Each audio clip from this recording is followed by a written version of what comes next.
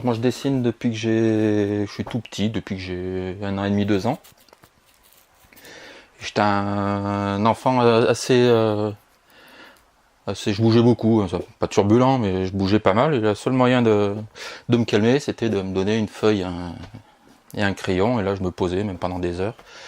Et ça arrivait à me calmer. Voilà. Donc, ma mère, dès que j'étais un petit peu trop excité, hop, elle me filait une feuille, un crayon, et puis elle avait la paix pendant quelques heures. Voilà. Donc j'ai commencé à dessiner tout petit, tout petit. Ouais. Ouais. Et Ma mère dessinait, mon oncle dessine aussi. Ouais, on est pas mal dans la famille à dessiner. Ouais.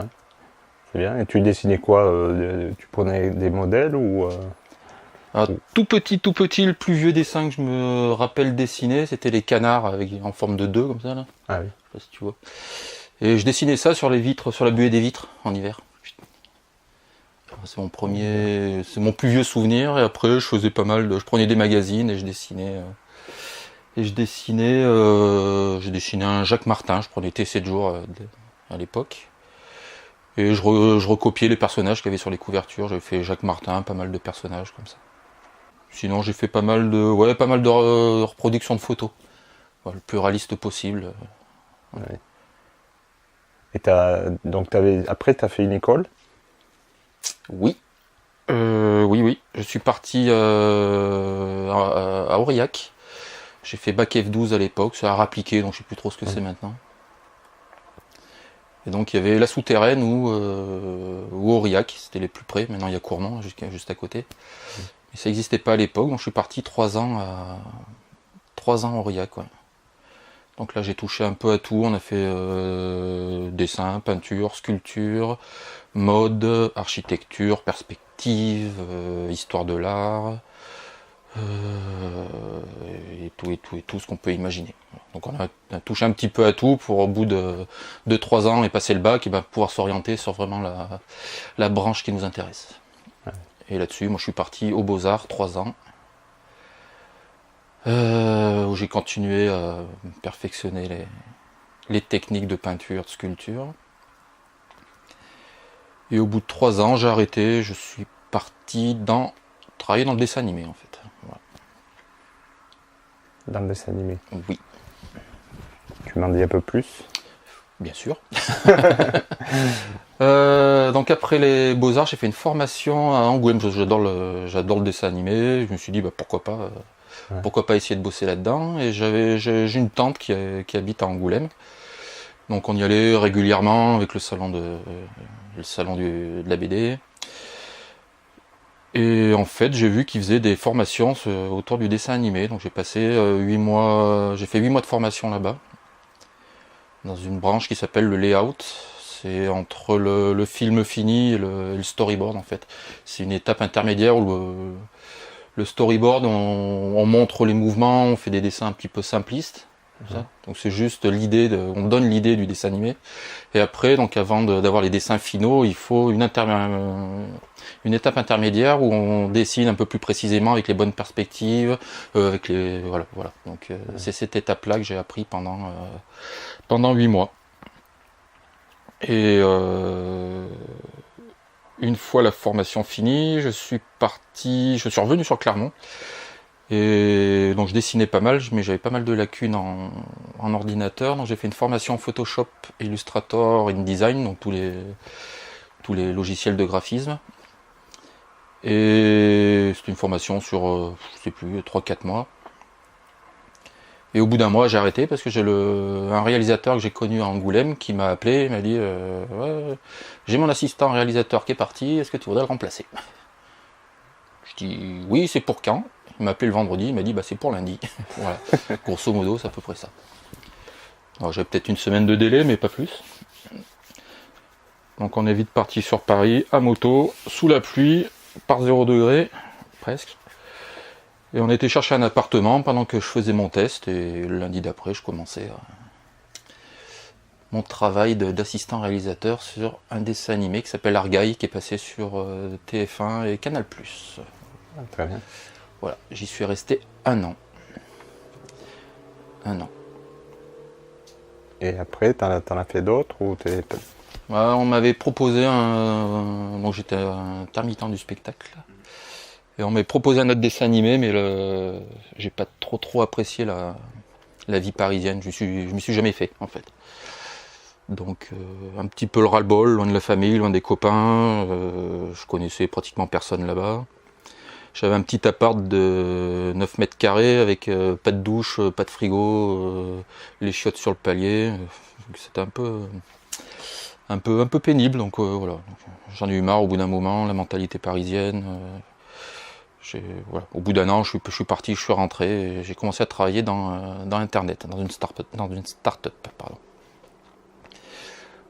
J'ai commencé à faire un peu des sites internet et depuis, je tourne autour professionnellement parlant, je tourne autour d'internet, graphiste internet. Avec plein d'autres choses à côté, mais mon boulot pur qui paye la maison, c'est graphiste internet. Tu peux me dire comment t'en es venu après à créer la petite maison d'édition là comment t'es arrivé à dessiner des bouquins? Des livres pour enfants? Ouais. C'est par ça que t'as commencé? Est-ce que c'est par ça que j'ai commencé? Oui. Non, j'ai commencé par les livres. C'est une éditrice du Cantal qui m'a contacté. Donc Patricia Verne-Rochès, qui est auteure et éditrice aux éditions La Vache qui lit. Et elle a même un projet de bouquin, parce qu'elle est responsable un peu de la com autour du viaduc de Garabi. Et il se trouve qu'il n'y a pas de livre pour enfants sur le viaduc de Garabi. Donc elle m'a appelé et puis elle m'a dit voilà, j'ai un texte et j'aimerais bien trouver un illustrateur pour faire un bouquin, est-ce que ça t'intéresse? Je suis allé la voir, elle m'a proposé le texte, donc voilà, c'est plutôt pas mal passé. Et elle m'a édité mon premier bouquin donc qui s'appelle La découverte du viaduc de Garabi. Ensuite, ça m'a vachement plu en fait, travailler à deux comme ça, et j'ai un copain qui écrit des histoires, et en discutant, je lui ai montré mon bouquin, il me dit ouais mais moi j'ai des histoires, ça serait bien qu'on se fasse un petit truc ensemble, faire un bouquin.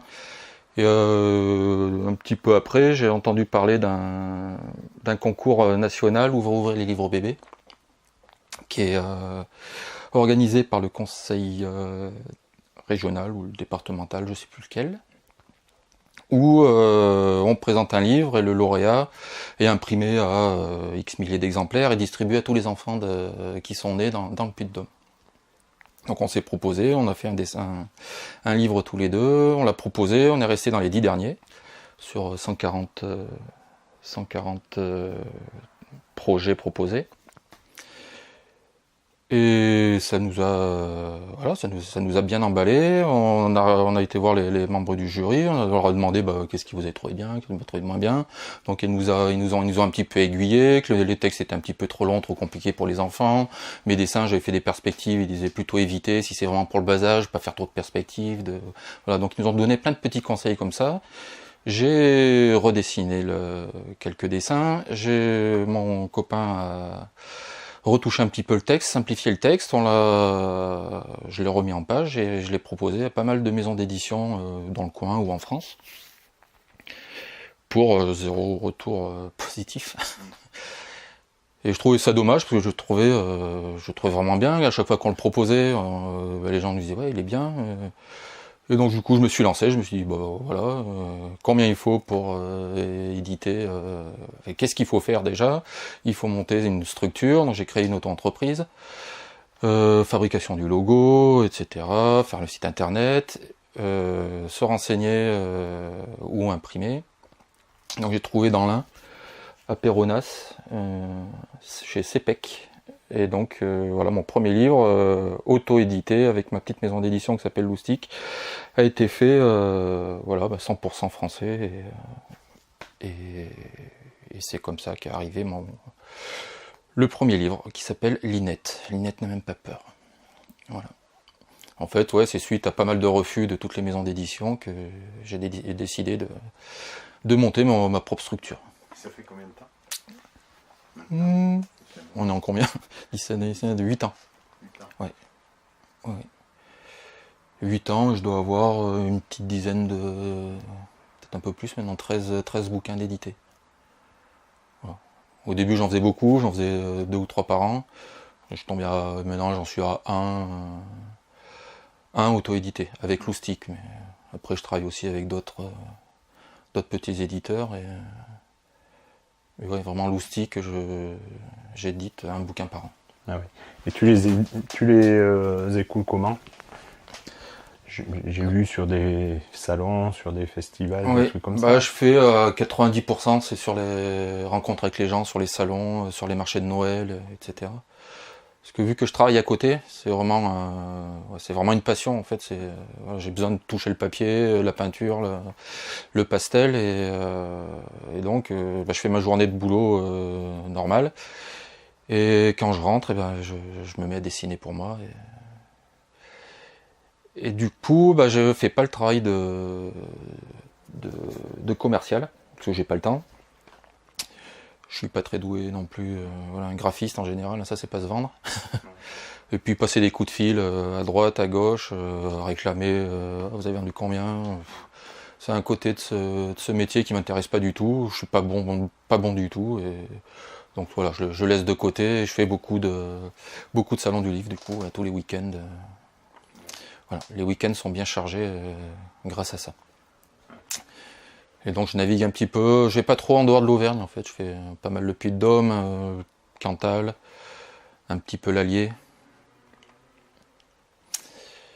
Voilà, donc c'est en majorité, ouais, c'est en vente en direct. Et ça marche bien sur en vente comme ça, ouais, là ouais, ça marche plutôt pas mal, ouais. Sachant qu'en plus en Auvergne, il n'y a pas beaucoup de maisons d'édition pures livres pour enfants. Donc, à force, ça fait 9 ans que je viens, les gens tous les ans me voient, tous les ans il y a une nouveauté, donc ça permet d'engager le dialogue, on voit les enfants grandir, mais du coup, c'est les petits frères qui prennent, ou les petites sœurs qui prennent le relais, donc il y a certaines familles qui me prennent tous les bouquins, ça fait... Ouais, les dédicaces, t'aimes ça? Ah oui, oui. D'ailleurs, on me dit toujours que je suis un peu long par rapport aux auteurs forcément qui écrivent un petit mot, bisous. Hein. Moi je prends des feutres et puis je fais des dédicaces en couleur. Ouais. Donc en plus ce petit côté là où les enfants ont leur propre dessin à eux sur les livres, donc ça facilite encore un peu plus le dialogue et la vente du coup. Des fois, le plus dur, c'est de vendre le premier. Je commence à dessiner, puis du coup, les enfants s'arrêtent. Les parents qui tu vois, c'est le monsieur qui a dessiné. Ah bon, il y a quelqu'un qui dessine derrière. Et oui, parce que les enfants, ils se rendent pas bien compte qu'il y a quelqu'un qui écrit les textes, qui dessine, qui imprime, parce que ça, c'est pas pour eux. Souvent, c'est ah mais vous dessinez comme ça tous les livres? Non, on va revoir l'imprimeur, donc on explique, on explique un peu notre métier. Aux enfants, et puis un côté contact du public qui me plaît bien. Et oui. Et t'as pas de distributeur autrement? Non, j'ai jamais été approché ou quoi que ce soit, et puis j'en cherche pas. T'as pas cherché? Non, ça m'intéresse pas. Aller voir combien il y en a eu de vendus, le pourcentage et machin. Et tu prends combien? 29%? Ouais, 26%. Ça me dépasse, je peux pas. C'est pas mon métier, ça me plaît pas. Ouais. Oui, c'est clair. Je fais ça. C'est bien.